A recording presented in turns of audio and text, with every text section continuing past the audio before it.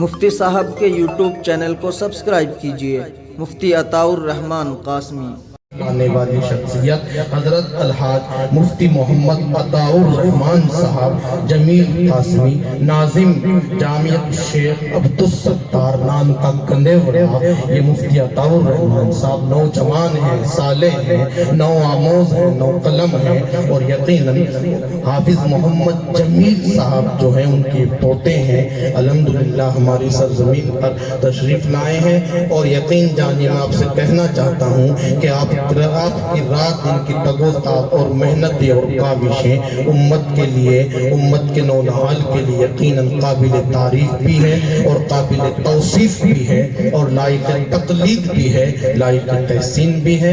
میں مفتی عطاء الرحمن صاحب کو ایک شعر پڑھ کر دعوت سخن دے رہا ہوں۔ کہتے ہیں کہ دنیا میں ہے سخنور بہت، کہتے ہیں کہ دنیا میں ہے سخنور بہت، مگر غالب کا ہے انداز بیاں کچھ اور۔ مفتی عطاء الرحمن صاحب۔ الحمدللہ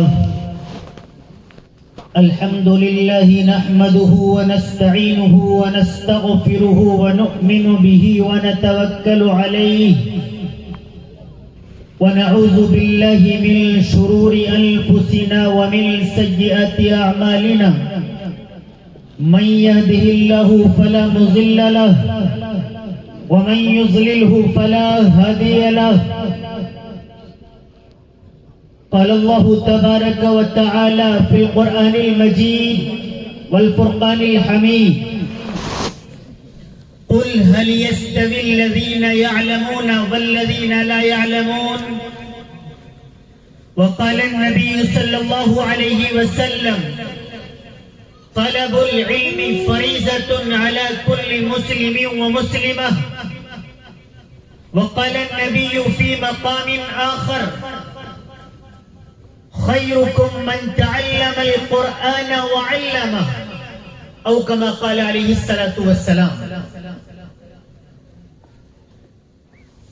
سبق پھر پڑھ، صداقت کا، شرافت کا، شجاعت کا۔ سبق پھر پڑھ، صداقت کا، شرافت کا، شجاعت کا، لیا جائے گا تجھ سے کام دنیا کی امامت کا۔ اور ہے قول محمد قول خدا، ہے قول محمد قول خدا، فرمان نہ بدلا جائے گا۔ ہے قول محمد قول خدا، فرمان نہ بدلا جائے گا۔ بدلے کا زمانہ لاکھ مگر قرآن نہ بدلا جائے گا۔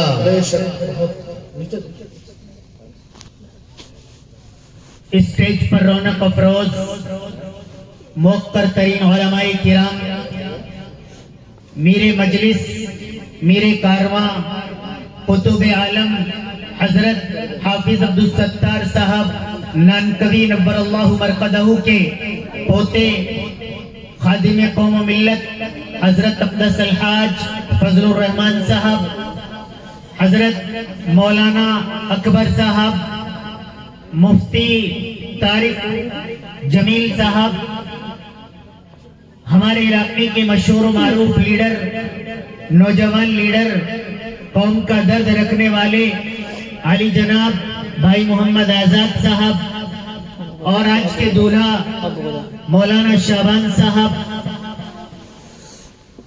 موقر ترین دیگر علماء کرام، اور چھربا آس پاس سے آئے ہوئے معزز مہمانان کرام، سامعین کرام۔ اصل میں اجلاس کا جو انعقاد ہوتا ہے اس کا اصل مقصد ہوتا ہے آپ کو چارج کرنا، آپ کو ایک طریقے پر اسپرٹ پیدا کرنا۔ آپ آئے، علماء آئے، علماء نے گفتگو کی، آپ نے سماعت کیا، تو اس میں آپ آج جو سنیں گے آپ کے دل کے اندر مجھے امید کامل ہے کہ یہ جذبہ پیدا ہوگا کہ مجھے ان باتوں پر عمل کرنا چاہیے۔ اس لیے ان اجلاس کا انعقاد کیا جاتا ہے۔ یہ مدارس اسلامیہ یہ امت مسلمہ کے لیے بہت عظیم کارنامہ انجام دے رہے ہیں۔ یہ جہاں علوم القرآن پر عمل کرتے ہیں، جہاں یہ علوم حدیث کی ترویج و اشاعت کا کام کرتے ہیں، وہی قوم کو، ملت کو الگ الگ مقامات پر، الگ الگ اوقات میں بلا کر اللہ اور اس کے رسول کی بات بتانے کا کام بھی کرتے ہیں۔ میں نے قرآن کریم کے ایک آیت تلاوت کی، طویل خطاب نہیں ہوگا، لمبی گفتگو نہیں ہوگی، مختصر بات چیت ہوگی، اس کے بعد انشاءاللہ تعالی نکاح اور دعا۔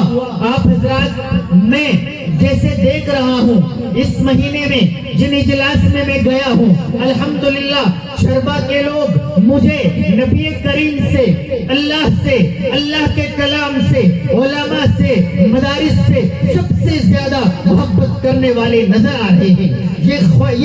یہ پورا کا پورا مجمع گواہی دے رہا ہے کہ ہم اللہ کے دیوانے ہیں، ہم اللہ کے نبی کے دیوانے ہیں، ہم قرآن کے محبین ہیں، ہم علماء سے پیار کرتے ہیں، ہم مدارس کے محبین ہیں، ہم ان تمام چیزوں سے پیار کرنے والے ہیں۔ یہ مجمع کا سکوت بتا رہا ہے، یہ مجمع کی آمد بتا رہی ہے، یہ آپ کی نشست بتا رہی ہے، یہ آپ کی قوت سماعت گواہی دے رہی ہے۔ اللہ تبارک و تعالی نے قرآن کریم کے اندر نبی کریم صلی اللہ علیہ وسلم کو مخاطب کر کے فرمایا، اے نبی کہہ دیجئے کیا پڑھے لکھے لوگ اور ان پڑھ لوگ برابر ہو سکتے ہیں؟ کیا ایجوکیٹڈ لوگ اور نان ایجوکیٹڈ لوگ یہ دونوں ایکول ہو سکتے ہیں؟ اللہ تبارک و تعالی نے قرآن کریم کے اندر سوالیہ نشان لگاتے ہوئے اس کا انکار کیا۔ اللہ نے بھی انکار کیا، اللہ کے نبی نے بھی انکار کیا۔ آج پوری دنیا مانتی ہے، جو عقل و فہم رکھتا ہے، جس کے اندر تھوڑا بھی ذہن و دماغ ہے، وہ اس بات کو مانتا ہے، جانتا ہے، سمجھتا ہے کہ واقعی پڑھا لکھا شخص اور ان پڑھ آدمی برابر نہیں ہو سکتے۔ بے شک بہت خوب، آپ بھی بتا دیں کیا ہو سکتے ہیں؟ نہیں ہو سکتے ہیں نا۔ کیا ایک عالم ربانی اور ایک غیر عالم برابر ہو سکتے ہیں؟ نہیں ہو سکتے ہیں۔ کیا ایک حافظ قرآن اور ایک غیر حافظ قرآن برابر ہو سکتے ہیں؟ نہیں ہو سکتے ہیں۔ کیا ایک قاری قرآن اور ایک غیر قاری قرآن برابر ہو سکتے ہیں؟ نہیں ہو سکتے ہیں۔ کیا ایک محدث، کیا ایک مفسر، کیا ایک مفتی اور ایک غیر محدث، غیر مفسر، غیر مفتی دونوں برابر ہو سکتے ہیں؟ نہیں ہو سکتے ہیں۔ سب جانتے ہیں، مانتے ہیں۔ کیا ایک آئی ایس افسر، ایک آئی پی ایس افسر اور ایک عام آدمی برابر ہو سکتے ہیں؟ نہیں ہو سکتے ہیں۔ کیا ایک ڈاکٹر اور ایک غیر ڈاکٹر برابر ہو سکتے ہیں؟ نہیں ہو سکتے ہیں۔ کیا ایک انجینئر اور ایک غیر انجینئر برابر ہو سکتے ہیں؟ نہیں ہو سکتے ہیں۔ یہ میں نے مختصر لفظوں میں تعلیم کی اہمیت بتا دی۔ تعلیم کی اہمیت پر بات کی جائے تو گھنٹوں ہو جائے گا، لیکن میں مختصر وقت میں چند چیزوں پر روشنی ڈالنے کی کوشش کروں گا۔ تعلیم کی اہمیت تو آپ ان دو جملے سے سمجھ گئے کہ پڑھا لکھا اور ان پڑھ برابر نہیں ہو سکتے۔ اب دوسرا نمبر ہے کہ تعلیم کون سی حاصل کرنی چاہیے۔ میں آپ کو پہلے صاف و شفاف الفاظ میں بتا دوں کہ قرآن، حدیث، علماء کبھی بھی انگلش، کمپیوٹر، ٹیکنالوجی کی تعلیم کے مخالف نہیں رہے ہیں، نہ آج۔ تعلیم کی تفریق، تعلیم کا موازنہ اس اعتبار سے نہیں کیا گیا کہ یہ علوم القرآن ہے اور یہ کمپیوٹر کی ایجوکیشن ہے، نہیں۔ تعلیم کو اگر پرکھا گیا ہے، اس کی جو کسوٹی طے کی گئی ہے وہ ہے فائدہ دینے والی تعلیم اور نقصان دینے والی تعلیم۔ بینیفٹ کے ساتھ ایجوکیشن، لاس کے ساتھ ایجوکیشن۔ اب آپ سمجھیں گے کہ لاس والی تعلیم کون سی ہے؟ آپ غور کریں گے کہ نقصان دہ تعلیم کون سی ہو سکتی ہے؟ ہو سکتی ہے اگر ایک عالم ربانی عالم ہے لیکن اس پر عمل نہیں کرتا ہے، قوم کو دین کی بات نہیں بتاتا ہے، تعلیم اس کے پاس ہے لیکن نماز میں کوتاہی کرتا ہے، تلاوت قرآن کریم میں پیچھے رہتا ہے، تو وہ تعلیم اس کے لیے نقصان دہ بن گئی ہے۔ اگر ایک حافظ قرآن ہے، قرآن کی تلاوت نہیں کرتا ہے، رمضان میں قرآن نہیں سناتا ہے یا نہیں سنتا ہے، تو وہ تعلیم اس کے لیے بے فائدہ ہو گئی۔ اگر کوئی قاری ہے اور اس قرآن کو نہیں پڑھتا ہے تو وہ تعلیم اس کے لیے بیکار ہو گئی۔ اور اسی طریقے پر اگر کوئی آدمی IAS ادھیکاری ہے اور رشوت لینے کا کام کرتا ہے تو وہ تعلیم اس کے لیے نقصان دہ ہو گئی ہے۔ اگر کوئی ڈاکٹر ہے اور وہ رشوت تو بظاہر ڈاکٹر نہیں لیتے، لیکن وہ اگر کسی کے پاس الٹرا ساؤنڈ کے لیے بھی بھیجتے ہیں تو وہاں سے بھی کمیشن حاصل کرتے ہیں، دوائیاں لاتے ہیں اس سے بھی کمیشن حاصل کرتے ہیں، ایکس رے کے لیے بھیجتے ہیں تو کمیشن حاصل کرتے ہیں۔ ایسے کمیشن خور ڈاکٹر، وہ تعلیم ان کے لیے فائدے مند نہیں ہو سکتی ہے۔ بے شک بہت خوب۔ ہاں، اگر حافظ قرآن ہے، تلاوت کرتا ہے تو وہ تعلیم اس کے لیے فائدے مند ہے۔ اگر قاری قرآن ہے، آپ کو تلاوت سناتا ہے تو وہ تعلیم اس کے لیے فائدے مند ہے۔ اگر عالم ہے، اس پر عمل کرتا ہے، اللہ کے دین کی بات لوگوں تک پہنچاتا ہے تو وہ تعلیم اس کے لیے فائدے مند ہے۔ اگر IAS ادھیکاری ہے، رشوت نہیں لیتا ہے، ظلم نہیں کرتا ہے، ظالموں کی صف میں شمار نہیں ہوتا ہے، ڈیوٹی کو صحیح انجام دیتا ہے تو وہ تعلیم اس کے لیے فائدے مند ہے۔ اگر ڈاکٹر ہے، خدمت خلق کی نیت سے بیٹھا ہے، کمیشن خوری نہیں کرتا ہے، کسی کو بغیر آپریشن کے آپریشن نہیں بتاتا ہے تو یہ تعلیم اس کے لیے فائدے مند ہے۔ تو تعلیم کا فرق اگر کہیں آیا تو فائدے مند اور غیر فائدے مند بھی آیا۔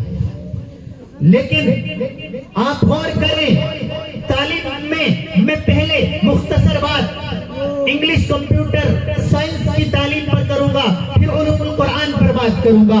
کمپیوٹر کی تعلیم، انگلش کی تعلیم، ٹیکنالوجی کی تعلیم، سائنس کی تعلیم، ہم نہیں کہتے کہ اس کی ضرورت نہیں ہے، اس کی سخت ضرورت ہے۔ ہمیں اپنے وکلا کی ضرورت ہے، ہمیں اپنے ایڈوکیٹس چاہیے، ہمیں اپنے ڈاکٹرز چاہیے، ہمیں اپنے انجینئرز چاہیے، ہمیں اپنے لوگ ماسٹر اور ایجوکیٹڈ تعلیم یافتہ لوگ ہمیں چاہیے۔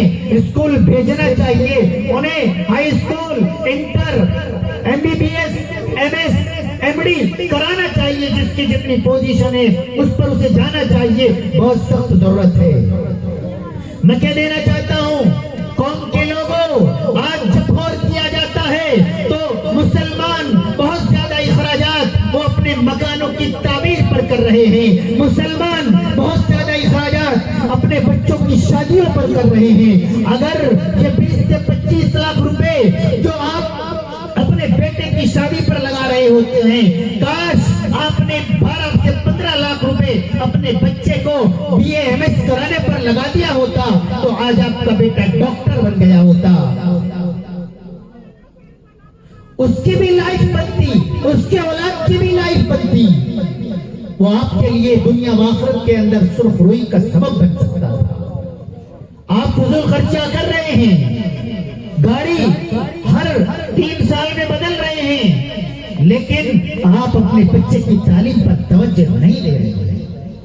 آپ فضول خرچی کریں، یہ تو بہت بیکار کی بات ہے۔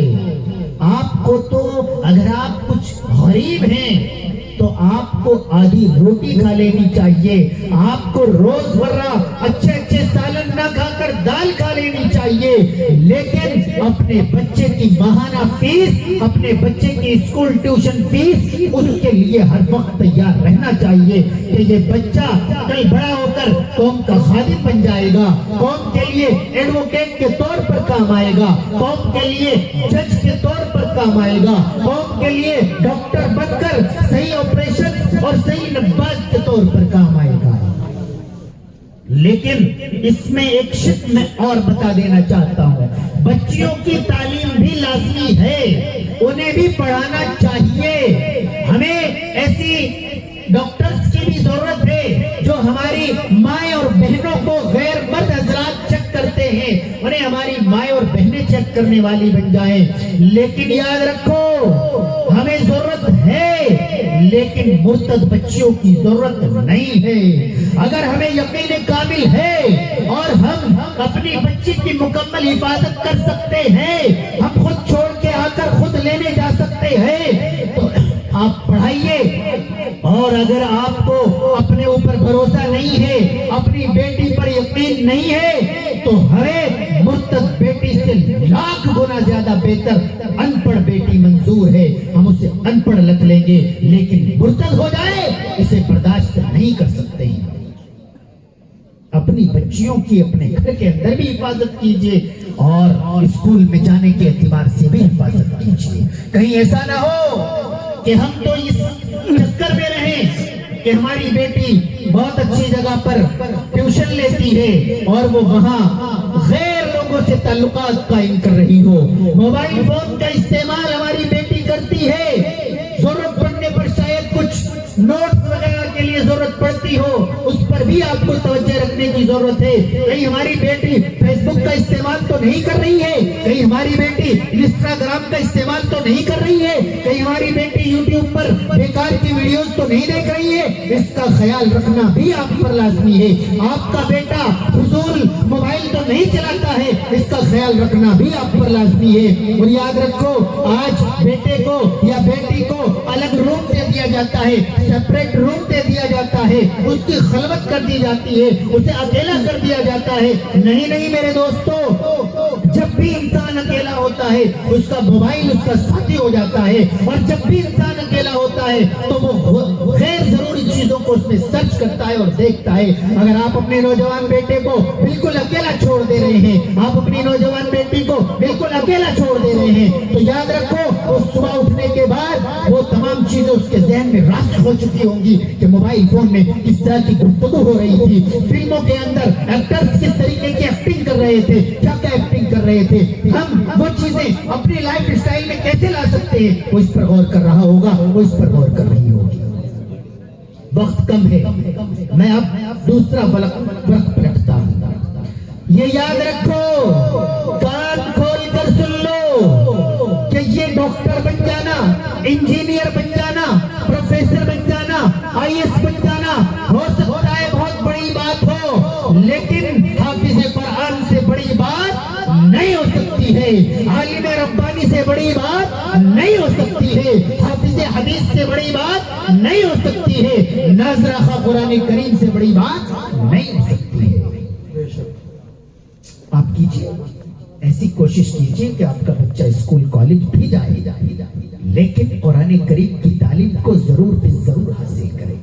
کچھ لوگ کہتے ہیں کہ جی تعلیم بہت ضروری ہے, قرآن کی بھی تعلیم ضروری ہے.